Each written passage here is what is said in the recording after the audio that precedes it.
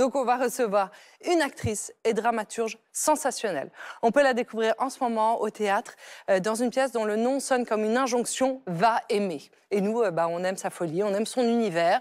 Elle est seule sur scène et elle déploie une énergie captivante, allant jusqu'à interpréter, on vous le disait en début d'émission, jusqu'à 18 personnages différents dans un spectacle à la fois drôle, émouvant, poétique, politique. Eva Rami est avec nous. Bienvenue Eva dans Culture Box.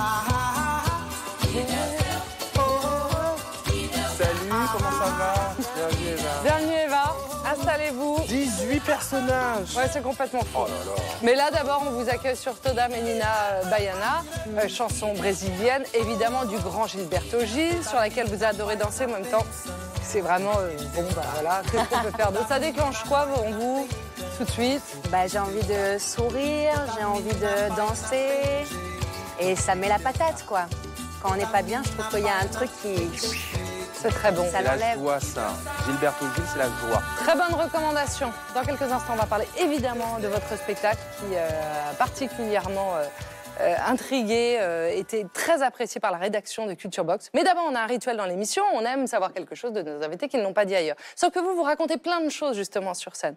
Alors, qu'est-ce que vous allez nous dire que vous n'avez jamais dit sur scène? À part que le spectacle est prolongé au Théâtre Le Pic jusqu'à fin avril. D'accord, bon, ça, voilà, c'est une bonne nouvelle. On aurait fini. Mais nous, ça, on l'aurait dit. Voilà, ça, c'est notre job. Vous faites les artistes. Je vais dire quelque chose, mais je vais mettre beaucoup de gens à dos. Mais en fait, je n'ai jamais regardé les Star Wars. Ok, mais ça s'entend. Bon, ça mérite pas une garde à vue. Oui, oui, acceptable. Et ça se rattrape encore. Ok. Il vous faut juste 2-3 ans de vie. C'est ça. Mais sinon, si on la garde tous, on est sur un gros marathon. J'ai jamais fait le calcul. Il faut avoir un petit peu le temps. Mais après, c'est quand même Mais assez c'est passionnant. Comme ça. Bon, c'est validé. Je sais. Vous n'avez jamais vu Star Wars, c'est écrit, ça y est, c'est dans votre Wikipédia. Mais dans quelques instants, on va parler de votre triptyque, parce que oui, c'est 3 spectacles dans lesquels vous mettez en scène votre avatar scénique. Elle s'appelle Elsa Ravi. On a hâte de la rencontrer, évidemment, dans nos canapés. Eva, qu'on vous présente aujourd'hui, qu'on a pu découvrir sur scène au Théâtre Le Pic à Paris dans Va aimer. C'est un spectacle que vous avez écrit et mis en scène. Il s'agit donc du 3e, c'est un triptyque où elle incarne Elsa Ravi, qui est son avatar. Vous jouez donc une multitude de personnages, de tout sexe, de tout âge. Il y a un décor très simple, 2 bancs, et pourtant on est avec vous à 200%.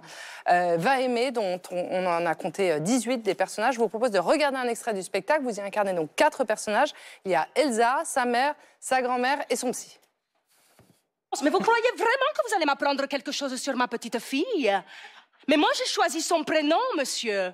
Hein? C'était le plus beau bébé du monde, avec une proposition capillaire incroyable. Hein? Excusez-moi, je suis désolée parce que j'ai entendu la voix de ma mère.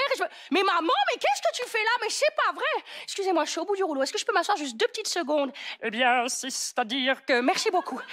Ah, ça va, ma chérie, je suis pas trop lourde, excuse-moi. Ah, maman, tu as raison. Non, mais c'est vrai, c'est atroce de vieillir.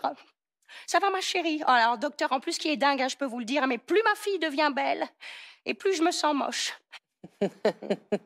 Tout ça, vous l'avez entendu plus qu'entendu? Oui, oui. C'est vrai que je l'ai déjà entendu dire ça. Moi, j'ai une spécialité littéraire. J'ai pas pu m'empêcher de remarquer que le titre des 3 spectacles qui forment le triptyque se termine toujours par un point d'exclamation. Alors, il y a vol, point d'exclamation, tais-toi, point d'exclamation, va aimer, point d'exclamation. Pourquoi cette exclamation? Ça s'est imposé à moi, hein, franchement. Le premier vol, c'est parti d'une histoire de ma meilleure amie. Moi, j'ai grandi dans un petit village de l'arrière-pays niçois.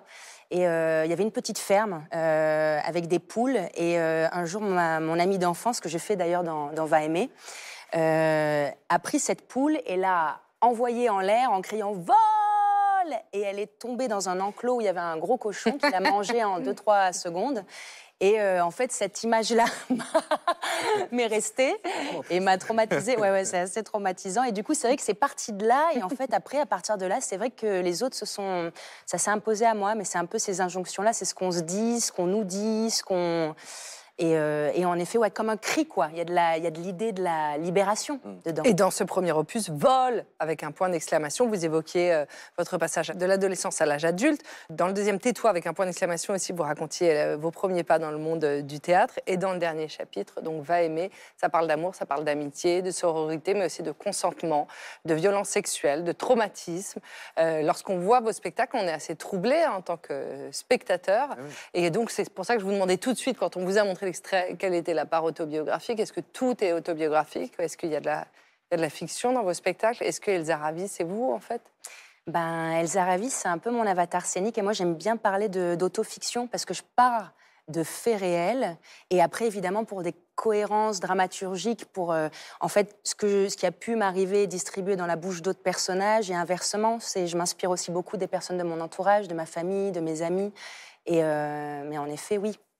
Oui, il y a une part à la fois, on part du vrai, et puis il y a aussi beaucoup de fiction aussi pour apporter cette cohérence-là. On rit aussi beaucoup dans vos spectacles. C'est le cas dans Va aimer. Et puis, il y a aussi beaucoup d'émotions, l'émotion qui nous gagne. Dans le spectacle, vous abordez des sujets difficiles. Daphné en parlait il y a quelques instants, mais essentiels. Est-ce qu'on peut dire que Va aimer, c'est un spectacle post-MeToo? Complètement, bien sûr. Bien sûr, moi, c'est toutes les femmes qui sont passées là avant moi, dans cette période-là, qui m'ont donné la force de pouvoir à mon tour aussi me dire « Allez, on y va, c'est le moment, tu peux le faire ». Il y aura une écoute. Non seulement il y a une écoute, mais à la fin du spectacle, elle vous invite, vous, spectateurs, à flasher un QR code qui est affiché dans les toilettes du théâtre ou à côté de la billetterie. En call to action. Quand vous le flashez, ça vous dirige vers différentes associations et des lignes d'écoute. C'est vous qui avez choisi d'ailleurs les associations. Oui. Et c'est vous qui avez eu cette idée? Oui. Ouais, c'était important pour moi d'aller jusqu'au bout du processus. C'est un spectacle qui parle évidemment aussi d'amour et d'émancipation et de libération, mais en effet, abordant ces thématiques-là aussi, de violence, c'était aussi important pour moi d'aller jusqu'au bout du process et de me dire, voilà, au moins, s'il y a des personnes à qui ça a réveillé des choses, elles peuvent aussi avoir, n'étant pas moi-même psychologue, ni voilà, j'ai au moins des adresses au moins où elles peuvent peut-être avoir des... Là où on vous a sauvé, vous aimeriez sauver? Ah ouais. Ce serait sauver, c'est peut-être énorme, mais au moins, peut-être déjà qu'elles se sentent moins seules. Ça, déjà, ce serait énorme. Va aimer, c'est le 3e chapitre. Bon, on en déduit que c'est le dernier. Alors, ça va pas du tout, parce qu'on va être en manque d'Elsa. Elle va nous manquer. On la verra plus jamais sur scène, Elsa? Oh, si, je pense que là, en effet, j'ai l'impression d'avoir bouclé une boucle, mais je suis pas à l'abri. Moi, j'écris par nécessité. Et avec les tripes, il faut que ce soit tripal. Je suis vraiment pas à l'abri de continuer. Bon, d'accord. Triptyque multiplié par 2.